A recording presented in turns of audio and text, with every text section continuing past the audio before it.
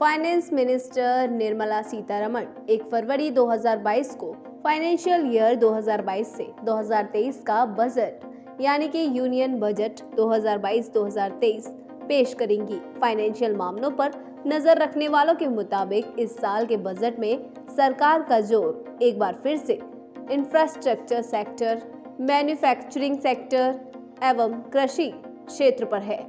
Bank of Baroda ने शुक्रवार को अपनी एक रिपोर्ट जारी की है। रिपोर्ट में कहा गया है कि 2022 से 2023 के आम बजट में वृद्धि को बढ़ावा देने और राजकोषीय मजबूती हासिल करने और खपत को बढ़ाने की उम्मीद जताई गई है। रिपोर्ट में यह भी कहा गया है कि बजट में टैक्स रियायतों में कुछ बदलाव हो सकते हैं, जबकि उत्पादन से जुड़ी प्रोत्साहन यानी कि PLI योजनाओं के तहत निवेश बढ़ाने के लिए ज्यादा आवंटन किया जा सकता है।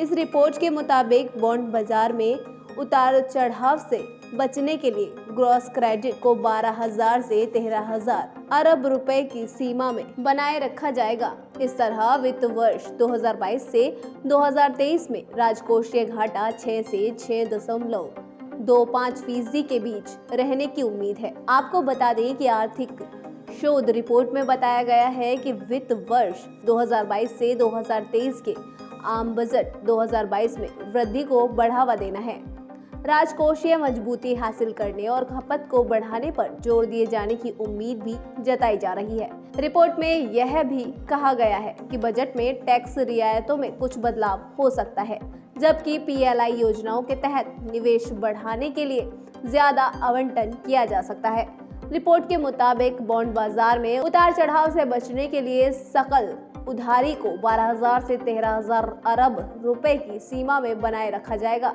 इस तरह वित्त वर्ष 2022 से 2023 में फिक्सल बढ़ने की भी उम्मीद है। BOB की शोध रिपोर्ट के मुताबिक वर्तमान कीमतों पर ग्रॉस डोमेस्टिक प्रोडक्ट में 13% की बढ़ोतरी के साथ केंद्र का नेट रेवेन्यू 12.2% और खर्च 4.5% बढ़ सकता है। रिपोर्ट में यह भी दावा किया गया है कि अगले वित्त वर्ष में एक्सपेक्टिव डिसइन्वेस्टमेंट इनकम लगभग 750 अरब रुपए हो सकती है।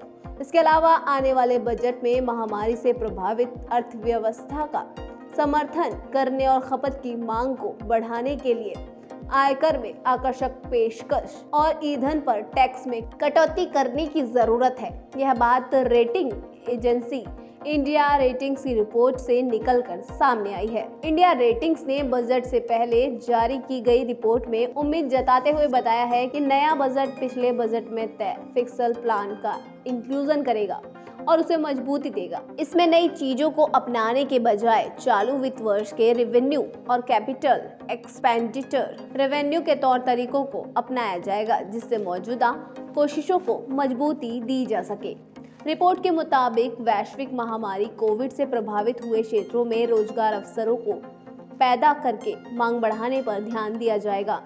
वित्त मंत्री निर्मला सीतारमण से उम्मीद की जाती है कि वह राजकोषीय समावेशन में विलंब करेंगी, इसे धीरे धीरे और चरणबद्ध प्रक्रिया बनाएंगी और यह सुनिश्चित करेंगी कि जब तक रिकवरी रफ्तार नहीं पकड़े तब तक अर्थव्यवस्था के लिए समर्थन उपलब्ध हो।